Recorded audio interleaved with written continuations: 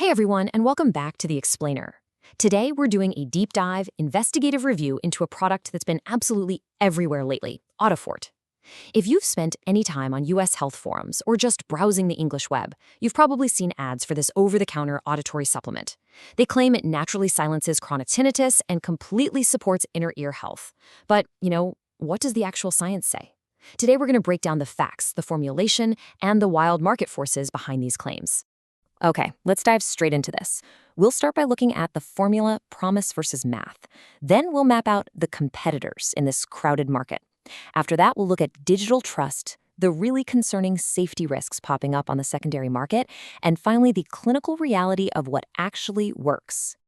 Right, so section 1, the formula, promise versus math. Audifort makes some incredibly bold assertions about, naturally restoring auditory nerves. But let's see how those promises actually hold up to the hard numbers. The entire core of Audifort's biological claim rests on what they call a complex 22-ingredient proprietary botanical matrix. Now, here's the kicker.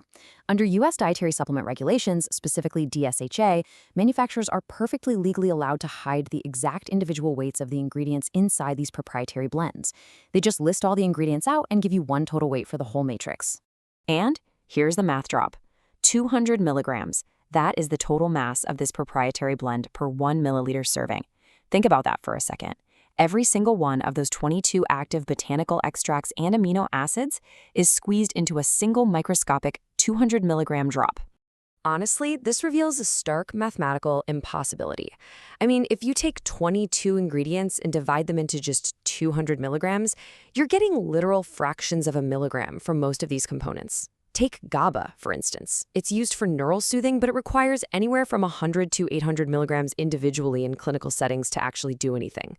Or green tea extract. That needs 400 to 600 milligrams of active EGCG just to impact cardiovascular microcirculation.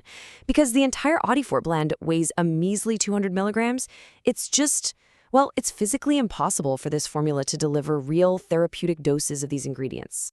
Just to really drive this point home, let's look at chromium. Audifort provides just 0.7 micrograms per serving. That's a negligible 2% of your daily value. The other 98%? Completely unfulfilled. The dosing here simply doesn't align with the massive restorative claims they're making. Okay, moving on to section 2, the competitors, a crowded market. When we compare Audifort to its biggest rivals, some really telling patterns start to emerge. Take a look across the board at Audifort, Cortexi, and Quietum Plus. Notice anything a bit suspicious? They all share the exact same $69 base price. But more importantly, look at the core ingredients. There is massive overlap here. Grapeseed, green tea, maca. What this strongly tells us is that these are highly likely to be standardized white label formulations pumped out by contract manufacturers. These aren't proprietary scientific breakthroughs mixed up in some private lab. They're basically generic formulas that get differentiated later through clever branding and hyper-aggressive digital ads. And speaking of the business side, tracking down their corporate footprint is like a giant puzzle.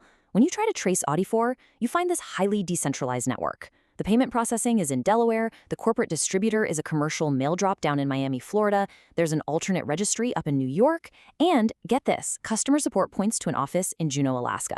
Why does this matter to us? Well, this fragmented structure makes it incredibly difficult to find third-party certificates of analysis. Those are the crucial documents that verify chemical purity and prove there aren't heavy metals in the supplement. In this specific market, marketing clearly takes precedence over transparent chemical verification. So, Section 3. Digital trust. AI and Audi. Let's peel back the onion on their digital marketing tactics, shall we? What we're looking at here is the 4-phase astroturfing playbook used to generate fake AI-driven reviews on platforms like Reddit. Marketers use this exact template to disarm your natural skepticism. Step 1. The relatable hook. Posting a deeply personal, multi-year story about struggling with tinnitus. Step 2. Skepticism framing. They'll literally type, "I was naturally wary of internet cures," which, boom, makes them sound totally authentic. Step 3. The subtle improvement. They don't claim an overnight miracle. They claim a realistic, gradual change over weeks, which is super convincing. And finally, Step 4. The counterfeit warning. They warn you not to buy fakes and casually drop a direct affiliate link to the official site so they get a cut of the sale. It's a highly engineered psychological funnel. But hey, internet users are getting a lot smarter. Organic users are actively fighting back against this narrative astroturfing. You'll see real people responding to these huge multi-paragraph essays with blunt comments like, "Nice ad," Nice AI, beware. If you buy this, you are a fool. And if you step completely off social media and check out verified neutral platforms like Trustpilot, those massive thousands of success stories just vanish. The product averages only about 3 reviews on genuinely verified sites. And this brilliantly illustrates the reality of real-world use. We looked at a 60-day structured case study of a consumer named David R. Notice the top 2 results. His energy levels improved, and his overall well-being shot way up from 35% to 81%. His digestion got better too. But look at that bottom stat. His self-reported immune function saw a massive worrying decline, plummeting from a baseline of 71% all the way down to just 16%. It just goes to show, multi-ingredient botanical mixtures are unpredictable. Individual body chemistry can produce highly inconsistent and sometimes really negative biological responses. Now, before we get into the safety stuff, I literally have to share this bizarre, kind of hilarious digital quirk about this brand. There's a massive search engine collision happening right now. Supplement buyers who are going online to find Better Business Bureau complaints for Audifort, the supplement, are instead getting results for Audifort Washington and Audifort Lauderdale, actual physical car dealerships in Pennsylvania and Florida. So you've got people seeking health data reading angry reviews about expensive car repairs, and vice versa. It completely scrambles the digital reputation of both companies because the algorithms just cannot tell the difference between dietary drops and a luxury car dealership. All right, Section 4, Safety Risks, the secondary market.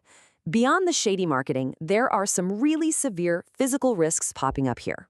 Because Audifort deliberately restricts their official sales to a single direct-to-consumer website to control their supply chain, a highly lucrative shadow market has absolutely flourished.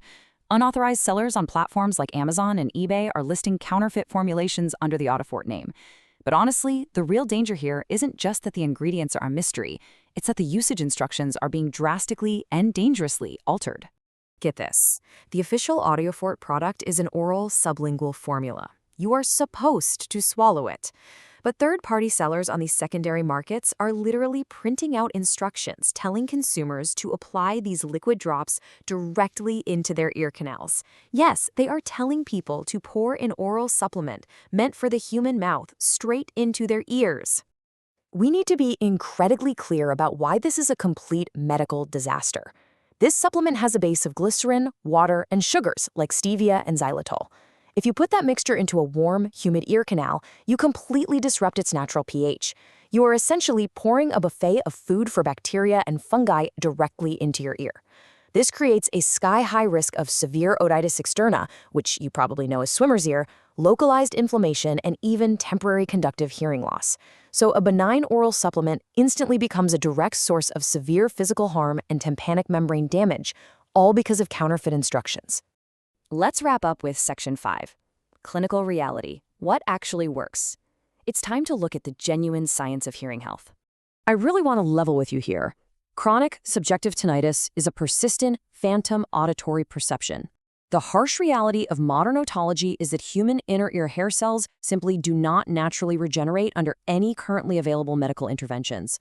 There is absolutely no mainstream, globally approved pharmacological pill or drop that will cure it. And this is exactly why these over-the-counter miracle cures claiming auditory nerve restoration are, frankly, biologically impossible right now. So what does actually work? Well, here are the evidence-based clinical recommendations. First and foremost, always get an immediate evaluation by a licensed ENT specialist to rule out serious underlying conditions. For managing the actual ringing, cognitive behavioral therapy, or CBT, is highly effective at changing how your brain perceives the sound. Professional sound masking devices, proper sleep hygiene, and wearing consistent hearing protection are completely foundational.